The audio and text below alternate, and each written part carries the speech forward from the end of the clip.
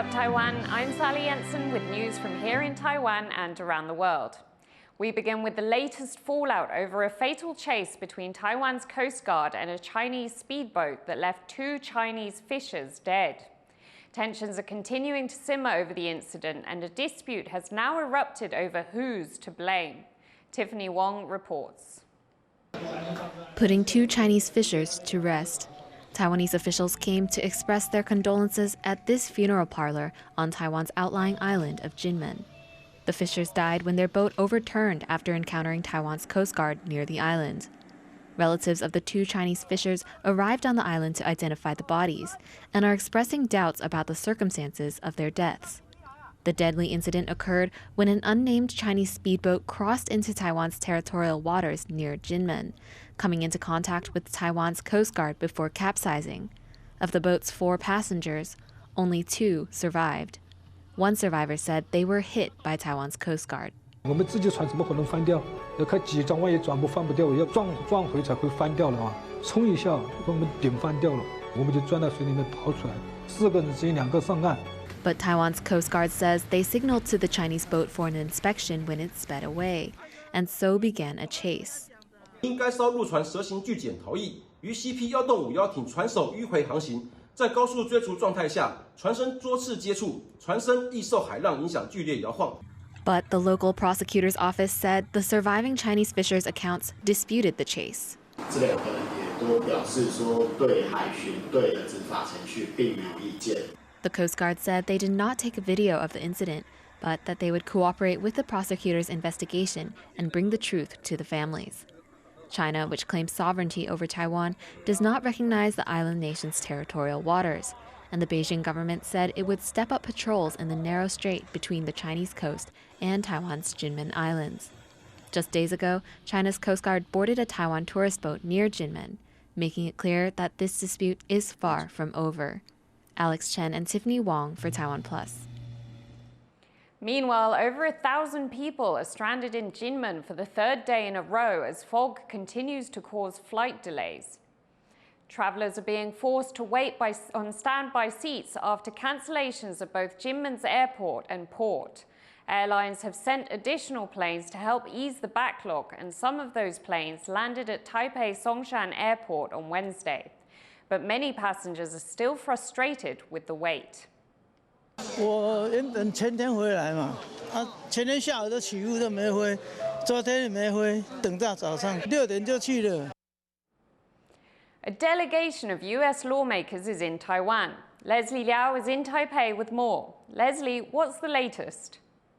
Another strong show of support from the U.S. as Representative Mike Gallagher leads a delegation here to Taiwan. Gallagher is the chair of the U.S. House Select Committee on Competition between the U.S. and China. He's leading a delegation of 4 other bipartisan lawmakers here to Taiwan. The delegation just met with Taiwan's Foreign Minister Joseph Wu at the Taipei guest house behind me.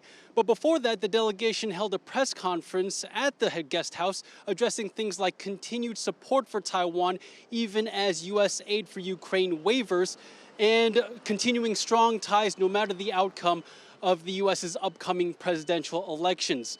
Now, the purpose of this trip is to show support for Taiwan's current and future leadership. The delegation arrived early today, and they've already met with President Tsai. In that meeting with the president, Rep. Gallagher said that Taiwan enjoys bipartisan support, which is evident in the makeup of his delegation. He also credited President Tsai with making the U.S. and Taiwan relationship, in his words, more rock solid than ever. After that meeting with Tsai, the delegation met with current Vice President and President-elect Lai Ching-te and his deputy, Bi Kim-hsiao. After that, they're expected to meet with newly elected Legislative Speaker Han Kuo-yu as well. Leslie, what's the significance of this delegation being from the U.S. House Select Committee on China?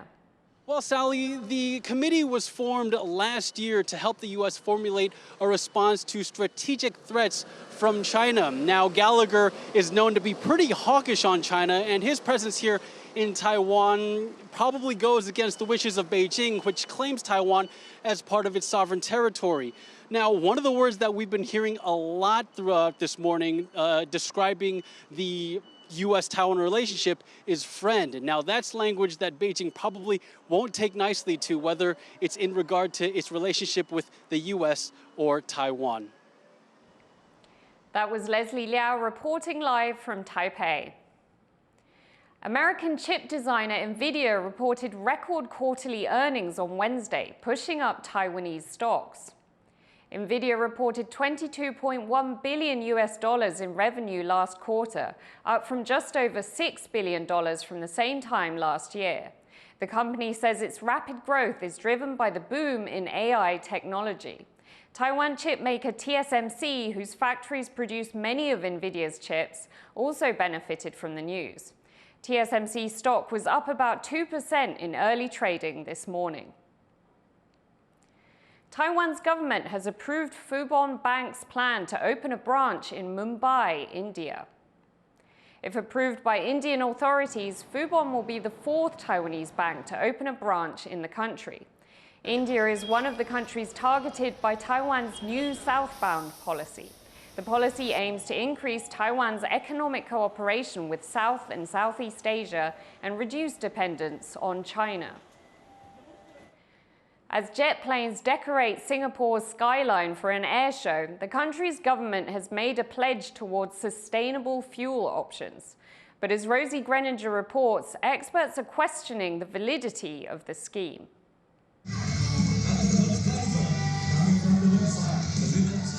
Planes perform aerobics for enthusiastic crowds at Singapore's biennial air show.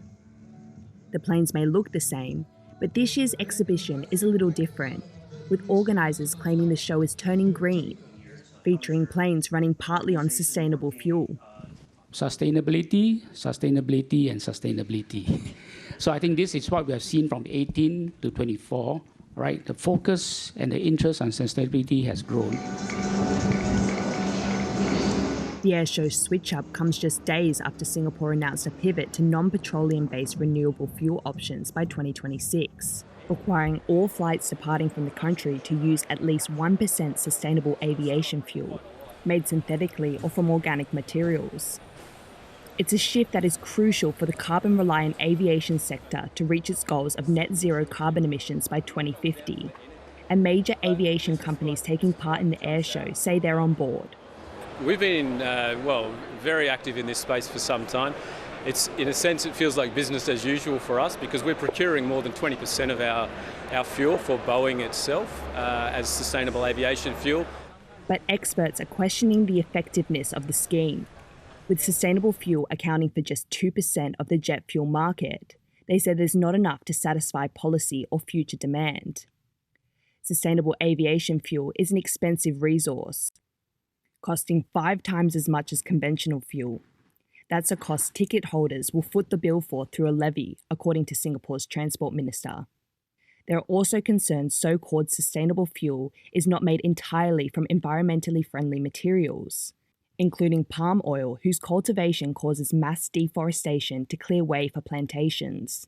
There's so much green coating around a hugely carbon-intensive industry. If you look at I'm sort of obsessed writing about greenwashing at the moment, and globally, after oil and gas firms, it's aviation firms that are called out for greenwashing more than any other type of sector, for 2 reasons. One is that they keep banging on about sustainable aviation fuel as a solution to fly green without being specific about the fuel that they're using.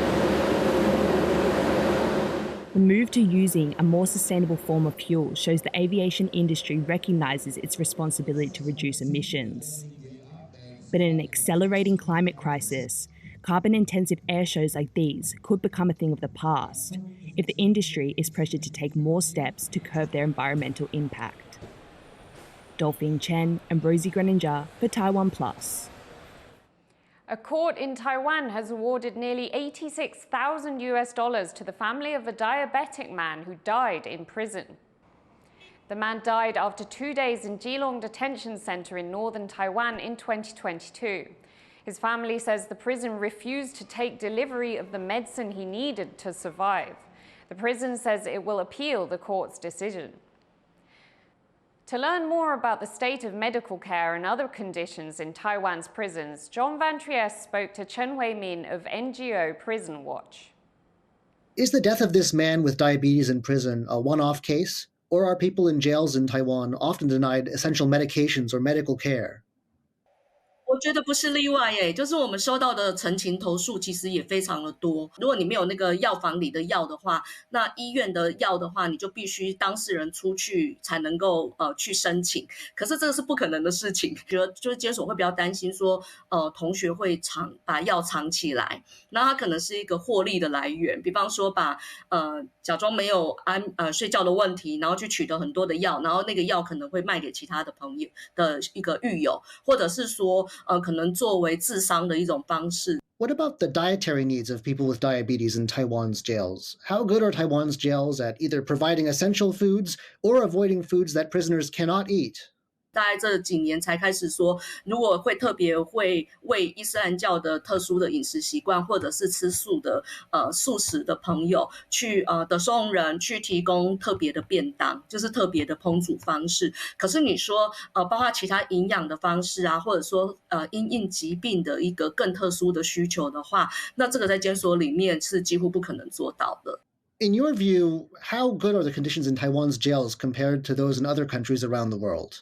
管理员要每个人要去管理的那个就是同学就是要去负责的那个比例啊来讲的话，台湾是很高的，它比邻近的香港甚至是东南亚一些国家都来得高。我觉得最重要的是思维上的问题，就是你只是要把受刑人当作是一个隔离社会，那在监服刑的这段期间，其实我们一直主张不是以管理优先，而是以教化优先。一个很麻烦的问题是，接下来宪法法庭也会讨论的是，他们的工作的收入太少，他们有强迫工作，但他们一个月工作的所得大概是200块到500块，那你几乎是没办法去照顾自己的。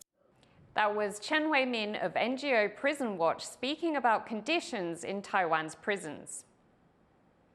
It's never easy when a pet gets sick. Vet bills can be just as expensive as hospital bills. But a university has developed a new cancer treatment for pets that could make it cheaper to treat the furrier members of the family. Yvonne Yang has more.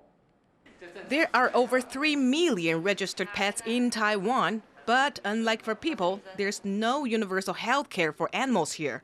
That means when our furry friends get sick, treatment often costs pet owners a good deal of money. That's particularly true for animals that develop tumors. 体表的肿瘤跟腹腔的肿瘤，或是一些深部的肿瘤，它的手术的过程的复杂性是不一样的。那一般我们肿瘤的手术，若以手术费的话，大概是2万到4万之间不等。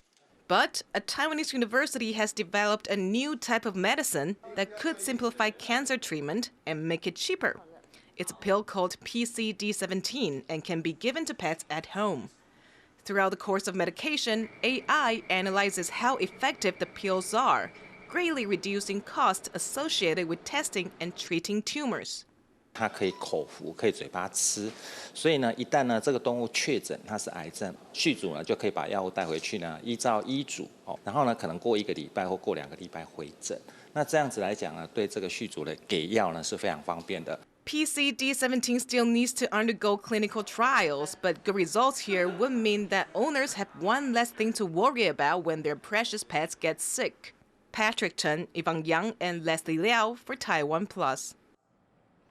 Thank you for watching What's Up Taiwan. You can visit the TaiwanPlus website or follow our social media for more stories from Taiwan and around the world. Before we go, it's starting to look like spring in Japan, but this year's early blooming cherry blossoms come as the country experiences unseasonably warm weather. I'm Sally Jensen. Take care and see you next time.